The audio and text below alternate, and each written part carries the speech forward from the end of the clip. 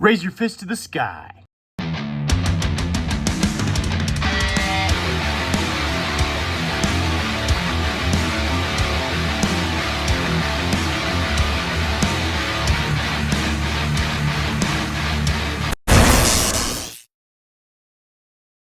What's up, JRW? Today we have the new WWE Elite Series 124. We got Motor City Machine Gun, Alex Shelley, and Chris Sabin. First time in the line figures. So these are their first ever WWE figures and first main production figures in their whole entire career. I'm pretty sure they had TNA figures way back in the day because Motor City Machine Guns, they've been around quite a while, and they were a major tag team in TNA, and I'm pretty sure they had a figure or two in TNA, but it's been a long time since they've had figures just in general. But this is their first figures with WWE.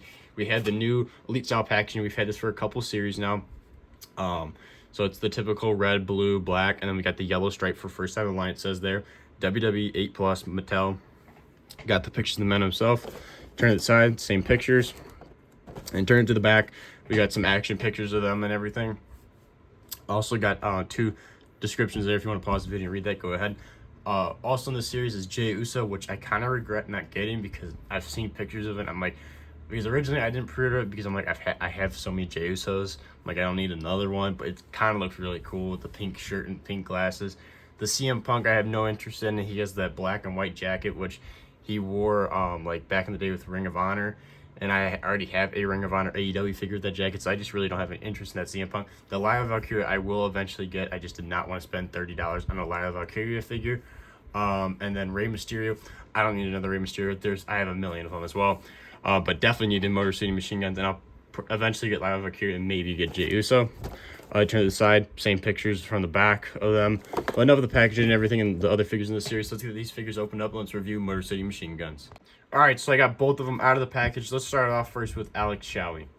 So Alex Shelley comes with two interchangeable hands, one being mic holding hands, which we only have one here because one's already on him, and then the pointer with the thumb, like gun finger type thing for the guns up hand gesture thing they do. And this is kind of a rare thing to see nowadays in modern WWE figures, is having a elbow pad that's not on the figure right now. It says coming as an accessory. Usually they're always on the figure, or they just don't come with elbow pads. I feel like it was an older thing when they used to have the elbow pads separate from the figures. So here's Alex Shelley's jacket, which is a gnarly looking jacket. It's absolutely insane looking. So he's got this poofy fur collar. It's all black. It is a rubber jacket, and it's kind of stiff because of this really thick collar. Usually these rubber jackets aren't too bad, but it is thick. It's thicker up here, so it's a little stiff around the neck. But it's like a denim jacket that has a bunch of blue stains all over. It's got some yellow highlights there, black and silver diamonds there, more silver buttons, silver one up here, bunch more black highlights all over the place. It's supposed to look dirty, I guess. Yellow gear, and then some yellow arrows with silver diamonds as well, some silver circles, more buttons, and these black tassels that are coming down the back. But overall, a lot of detail in this jacket. So onto the figure itself. So he has these high kick pad, high wrestling boots, which are kind of more detailed. So they're just plain black, but there's a lot of lining and padding in these kick pads, a lot of texturing, and then the foots as well. And then he's got just plain tights, nothing special, but they have silver belting, which look, this is just pathetic. I hope I can scratch this off, but look how bad that paint is. That's just a giant glob of silver paint on his right below the belt. The Mattel factory is so bad right now. I either had the worst luck ever, or the Mattel factory is the worst factory right now ever, because there's every single figure I've gotten in 2026, the paint has been messed up and there's been a major mess up on it. But otherwise, the knee pads are black with a yellow triangle stripe coming up with some silver diamonds. This one's got yellow, almost looking like flames. This side, same thing. It's yellow. It's all over the place. Kind of looks I'm not sure how to even describe it. It's just a bunch of different details and swooshes and different stuff like that. The back's got a white skull with some arrows through it. Kind of reminds me of Pirates of the Caribbean. And then this side's got more of the gears and yellow triangle lines, and then the silver diamonds. But yeah, that this just really pisses me off, having that giant glob there. Hopefully I can scratch it off, otherwise it's gonna be really annoying. The legs aren't too stiff on him. Knees are a little stiff. It could be just because the high kick pads with the knee pads. He's got not a very big torso, but he's definitely shredded. They got the nice like shredded abs and everything. This torso is a little, it won't go any farther than this. I don't know if it's because it's stiff or that's how this torso is made, but yeah, it doesn't really go any farther than a hair forward. Oh, there you go, it just clicked. So I got it to go that forward. I don't want to break it, but yeah, my torso is cooked for my Alex Shelley. He's got silver dog tags, so the silver chain and the silver dog tags. It's actually like a rubber for the dog tags, which is kind of interesting. He's got smaller arms, double jointed arms as well, white wrist tape, and then the gun finger. And then this arm has black outlined yellow arm bands on the bicep, and then his wrist tape is black with the yellow outline, so it's opposite. And then Mike Holding Hands, double jointed arms. The back's definitely shredded as well. Yeah, the torso thing's kind of annoying. Onto the head, I think it looks like him. I feel like they did a pretty good job. I think this is supposed to be like designs he puts in his hair or something, but that's kind of interesting. But I'm pretty sure it's like the designs and like lines that he carves into the side of his head, which them trying to make that in his hair looks a little weird. It looks like you just put like noodles in his hair, like dry noodles. But I think it's supposed to be like the carved in designs he does in this shaved sides of his hair. Obviously, the top of his head's the long hair. It comes down the sides, and then the back of it comes down, draping down as well. But overall, the figure looks good, feels good in hand. Just the torso's a little messed up, and then obviously the little paint mess up. Otherwise, this is a great figure. All right, on to Chris Sabin.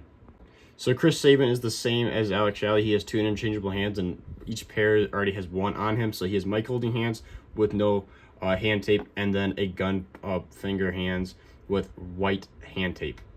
So Chris Sabin's other jacket is quite a awesome looking jacket. So it's a leather cloth jacket with this insane looking hood. So the collar goes up. But I think you're supposed to have it down. There you go. Collar's down, silver buttons here. This hood's freaking awesome cloth hood with some silver spikes. Then the front also has like these pieces that like in real life would like attach. The sleeves, nothing on the sleeves. The back, though, is the craziest part. It's like this giant just blob of red paint with a yellow star and then like silver lining at the top. But yeah, it is quite a jacket.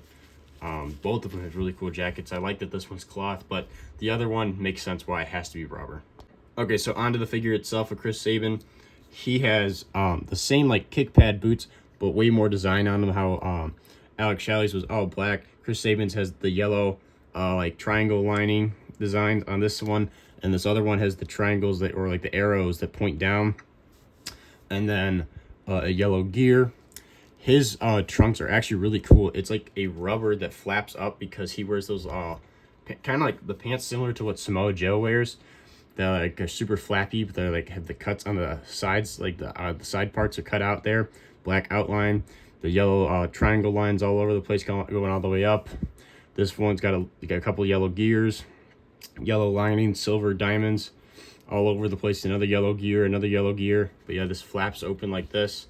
You can see his skin because he's wearing the shorts with the lining. And then the top of the shorts where it ties and everything got a bunch of strings, and then like the different spots the strings go through. Yellow lining as well, a black belt, and the back just connects with the triangles from his side of his pants. His torso is also a small torso, but not nearly as shredded as Alex Shelley. Chris Sabin's not nearly as like shredded, but he's still in great shape. But still a smaller dude. He has double elbow pads. Alex Shelley, clearly he wears his on his right arm. Chris Sabin wears on both arms. He has a bigger one on his left arm, a smaller one on his right arm. So this was like a little small one. It actually bends quite well with also hand into wrist white tape. This one is a bigger elbow pad that bends decently. He has forearm black tape and then wrist tape as well, which is black and yellow. He's got the gun finger as well. And then he has the silver chain with the silver dog tags as well. And then the head scan, which I think also is a great head scan. I feel like both of these figures have great head scans, look just like them. The hair is like a comb over kind of a hair. just short hair that's like a little shaggy. But yeah, overall, I feel like both of these figures are fantastic figures and great looks of both of them. So there you have it. Those are the both Elite Series 124 Motor City Machine Guns figures reviewed and everything. I think both of them are fantastic figures. Great first time in the line figures. I feel like they knocked it out of the park with both of these figures.